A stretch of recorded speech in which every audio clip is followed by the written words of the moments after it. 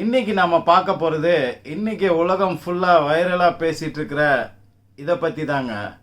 அக்கலிஃபா இண்டிகா, அதாவது இந்தியன் அக்கலிஃபா அப்படின்னு சொல்லிட்டு ரொம்ப பாப்புலராக, ஏன் இது இன்னைக்கு பாப்புலராக ஆயிடுச்சு, நிறைய ஆராய்ச்சிகள் இதை பற்றி இன்னைக்கு பண்ணிகிட்டு இருக்காங்க.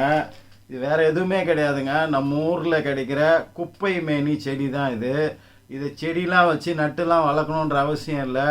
அது பாட்டு காட்டு மேட்டில் குப்பையில் எங்கே வேணால் அது பாட்டுக்கு வளர்ந்துக்கிட்டே இருக்கும். இதுக்கு தான் இன்றைக்கி வேர்ல்டில் ஒரு சூப்பர் ஸ்டார் அந்தஸ்தும் இதை பற்றி ஆய்வுகளும் அதிகமாக பண்ணிகிட்ருக்காங்க. மிக முக்கியமான காரணம் ஒன்று இருக்குது. லேட்டஸ்ட்டாக ஒரு குறிப்பிட்ட விஷயத்தில் மிகப்பெரிய ஆய்வு ஒன்று பண்ணி அதில் நல்ல ரிசல்ட் கிடச்சிருக்கனால தான் இது திடீர்னு இவ்வளோ பாப்புலர் ஆயிடுச்சு. சரி, இந்த குப்பை மேனி இலை அக்கலிஃபா இண்டிகா இதோடைய ஸ்பெஷாலிட்டி என்ன, ஏன் இதுக்கு குப்பை மேனி அப்படின்னு பேர் வந்தது? குப்பையாக இருக்கக்கூடிய நம்ம மேனியை சுத்தம் பண்ணுவதனால இதுக்கு குப்பை மேனின்னு. இது வெளிப்புறத்தில் மட்டும் இல்லைங்க, உள்புறத்துலையும், வெளிப்புறம் உள்புறம் ரெண்டுத்துலேயும் குப்பையாக நம்ம வச்சிருக்கிற உடம்ப மேனியை சுத்தம் பண்ணக்கூடிய ஒரு விஷயம் இதில் இருக்குது. இதுக்கு அரிமஞ்சரி, பூனை வணங்கி, குப்பி அப்படின்னு தமிழர்கள் அந்த காலத்துலேருந்து ஏகப்பட்ட பேர் வச்சு இதை கூப்பிட்டுருக்குறாங்க. சித்த மருத்துவத்தில் இதில் ஏகப்பட்ட இதனோட முக்கியத்துவத்தையும் இதனோட பயன்களையும் இதை எப்படியெல்லாம் மருந்து பொருளாக பயன்படுத்தலான்றதை பற்றி ரொம்ப விரிவாக பேசியிருக்காங்க. இப்போ இந்த குப்பை மேனி இலையோடைய பயன்கள் என்ன? குறிப்பாக இந்த குப்பை மேனி இலையோட சில பொருட்களை சேர்க்கும்போது இது மிக அற்புதமான ஒரு மருந்து பொருளாக மாறிக்கிட்டே வரும். ஃபஸ்ட்டு மிளகை எடுத்துக்கிட்டோம்னா, அந்த குப்பை மேனி இலையோட மிளகை சேர்த்து அரைச்சி அதை ஒரு நெல்லிக்காய் சைஸில் வாரத்துக்கு ஒரு நாள் சாப்பிட்டுட்டு வந்தால் அது மிகப்பெரிய பிளட் பியூரிஃபையர், டீடாக்சிஃபையர், பிளட்டு டீடாக்ஸ் பண்ணுது. டீடாக்ஸ்னாக்கா பிளட்டில் உள்ள ரத்தத்தில் உள்ள நச்சுத்தன்மை அத்தனையும் நீக்கக்கூடிய வல்லமை இந்த மிளகோட இந்த குப்பை மேனி இலையை சேர்த்து அரைச்சி அதை சாப்பிட்றதுனால ஒரு பவர் வருதுன்னு இது ஆய்வுபூர்வமாக கண்டுபிடிச்சிருக்காங்க. அப்படி என்னதான் இருக்குது, இவ்வளோ பெரிய விஷயத்தை இது பண்ணுதுன்னு தான் அதை பற்றின ஃபர்தர் ஆய்வுகள் பண்ண அவங்களுக்கு அதிசயிக்கத்தக்க நிறைய விஷயங்கள் அவங்களுக்கு கிடைச்சிது. அதுக்கு அடுத்தது பேசிக்காக இந்த குப்பை மேனி இலை இது கூட மஞ்சளை அரைச்சி முகத்தில் பூசணுன்னா அந்த பிம்பிள்ஸ், அந்த பருக்கள் அப்படின்னு சொல்கிறாங்க இல்லையா, அந்த பருக்கள் போகிறதோட மட்டும் இல்லாமல் அந்த கரும்புள்ளிகள், கருவளையங்கள், கருப்பாக இருக்கிறது மொத்தமும் வடிவே தெரியாமல் அது காணாமல் போயிடும். அப்புறம் தீப்புண்ணோ இல்லை சிராய்ப்பு இந்த மாதிரியான புண்களின் மீது இதை மருந்தாக போடும்போது இந்த மருந்து அந்த புண்களை குணப்படுத்துறதோட மட்டும் இல்லாமல் அந்த காயங்கள் உள்ள தழும்பே இல்லாத மாதிரி பண்ணிடுது. நிறைய விஷயங்கள் மருந்துகள் புண்களை ஆற்றக்கூடியதாக இருக்கும், ஆனால் தழும்பை ஆறக்கூடியதாக இருக்காது. அந்த தழும்புகளே காணாமல் அப்படி ஒரு சுவடே இல்லாமல் அப்படி ஒரு காயம்பட்ட வடுவே இல்லாமல் செய்யக்கூடிய வல்லமை இந்த குப்பை மேனி இலைக்கு இருக்குது. இந்த குப்பை மேனி இலையை வச்சு ஒரு எண்ணெய் தயாரித்து கொள்ளலாம். நம்ம டெய்லி குப்பை மேனி இலை கிடைக்காதுன்னா கிடைக்கும் போது மொத்தமாக வாங்கி அதை அரைச்சி அதுலேருந்து சாறு எடுத்து, எவ்வளோ சாறு எடுக்கிறீங்களோ அதுக்கு சம அளவு தேங்காய் எண்ணெயை சேர்த்து அதையும் கொதிக்க வச்சு ஆற வச்சு வடிகட்டி வச்சுக்கிட்டிங்கன்னா அதுதான் இந்த குப்பை மேனி இலை எண்ணெய். இந்த எண்ணெயை சருமத்துக்கு நீங்கள் தேய்ச்சி குளிக்கலாம். அதுக்கப்புறம் இந்த கையில் உள்ள சொறி சிரங்கு, இந்த விரல் இடுக்குகளில் நிறைய பேருக்கு இந்த சொறி சிரங்கு மாதிரி வரும்.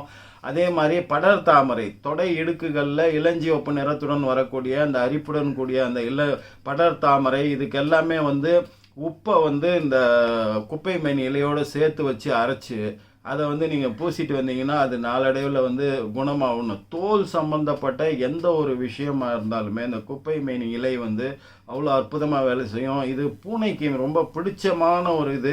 இந்த குப்பை மேனி இலையோடைய இதை எடுத்துகிட்டு போய் பூனைக்கு முன்னாடி போட்டிங்கன்னா அது என்ன அற்புதமாக விளையாடும் தெரியுமா? அதோட வேர்களை உடம்பு ஃபுல்லாக தேய்ச்சிக்கும், அதை கடிக்கும், அதனோட அதோட விளையாடுறதே ஒரு வினோதமாக இருக்கும். அது ஏன்னு சொல்லிட்டு இன்ன வரைக்கும் ஆய்வு பண்ணிட்டு இருக்கிறாங்க. சரிவர அதுக்கான விளக்கம் தெரிய வரல. அடுத்தது இந்த குப்பை மேனி இலையிலேருந்து எடுத்த சாறையும் அதோட சம பங்கு அளவு நல்லெண்ணெயும் சேர்த்து காய்ச்சி வடிகட்டி வச்சுக்கிட்டோம்னா அந்த எண்ணெயை உடல் பூரா ஒரு சோர்வு, ஒரு வலி, எல்லா இடத்துலையும் உடம்புல ஒரு பெயின் இருக்கும்போது அதை உடம்பு ஃபுல்லாக தடவிட்டு நீங்கள் ஆற விட்டுட்டு நீங்கள் குளிச்சிங்கன்னா அந்த உடல் வலி பூரா போயிடும். வயசானவங்களுக்கு இந்த ஜாயிண்ட் பெயின், மூட்டு பெயினுன்றது சர்வசாதாரணமாக வரும். குறிப்பாக வந்து பெண்களுக்கு வரும். அப்போ இந்த குப்பைமேனி இலையோட சுண்ணாம்பை சேர்த்து வச்சு அரைச்சி அதில் வந்து பத்து போட்டு அந்த இடத்துல வந்தீங்கன்னா நாளடைவில் அந்த மூட்டு வலி, அந்த ஜாயிண்ட் வலியே வந்து வயசானவங்களுக்கு வர்றது, பெண்களுக்கு வர்றது வந்து இல்லாமையே போயிடும். அப்புறம் இது வந்து பாம்பு கடிக்கு மிகப்பெரிய வைத்திய பொருளாக, அந்த பாம்பு கடி விஷ முறிவுக்கான மருந்து தயாரிக்கிறதுல முக்கிய பங்காக வந்து இந்த குப்பை மேனியை வந்து சேர்த்துக்கிட்டதாக சித்த வைத்தியம் சொல்லுது. அதே மாதிரி இருளர் பழங்குடியினர் இருக்காங்க இல்லையா, அவங்க கிட்ட கேட்டாலும் இந்த குப்பை மேனி இலையை சேர்த்து தான் வந்து அவங்களோட அந்த பாம்பு விஷமுறிவு மருந்தில் வந்து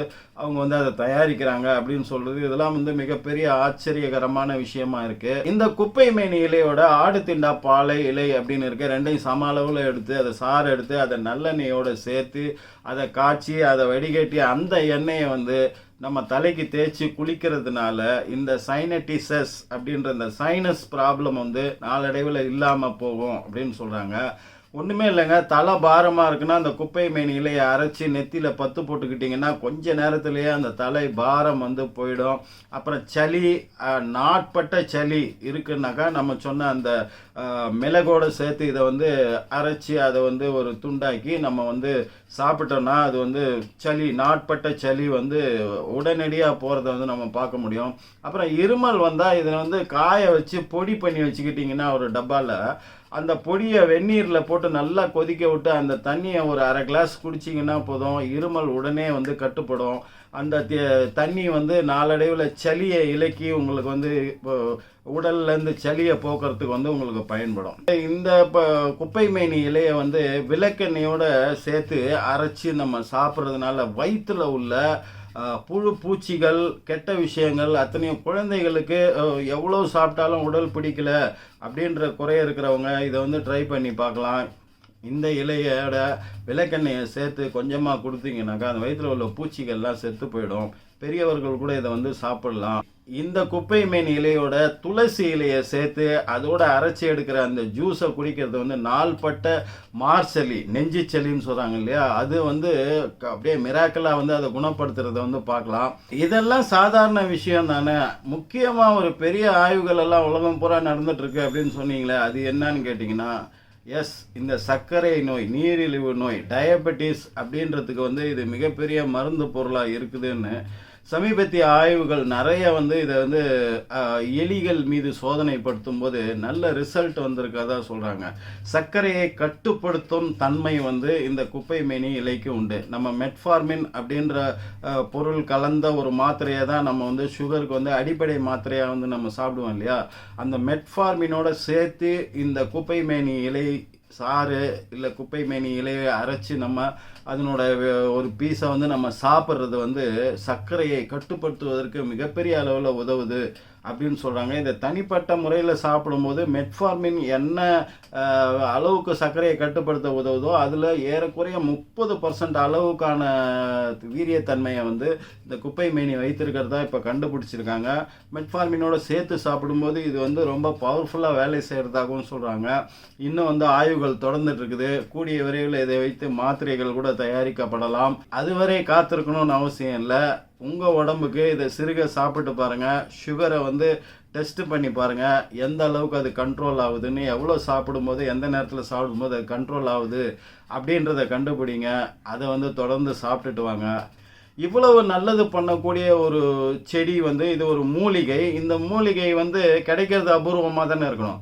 ஆனால் கண்ணில் பட்ட இடங்கள்லாம் இருக்குது. இதை கலை செடி அப்படின்னு சொல்லி நம்ம பிடுங்கி போட்டுடுறோம். நீங்கள் எவ்வளவு தான் பிடுங்கி போட்டாலுமே இது வளர்ந்துக்கிட்டே இருக்கும் பார்க்குற இடத்துலலாம். ஏன்னா இது மனித குலத்துக்கு தேவையானது. நீங்கள் எனக்கு எவ்வளோ தான் தீங்கு செஞ்சாலும் நான் உங்களுக்கு நல்லது செய்வேன் அப்படின்னு சொல்லி எல்லா இடத்துலையும் இது வளர்ந்துட்டுருக்கு. நம்ம தான் இது வந்து கண்ட இடத்துலையும் குப்பையிலையும் வளர்கிறதுனால இதுக்கு ஒரு மரியாதை கொடுக்கறதில்ல. ஆனால் இது குப்பையாக இருக்கிற நம்மளுடைய மேனியை சுத்தப்படுத்தக்கூடிய மிக உயர்ந்த வேலையை செய்து இதுலேருந்து நம்ம வந்து பாடம் கற்றுக்கணும்.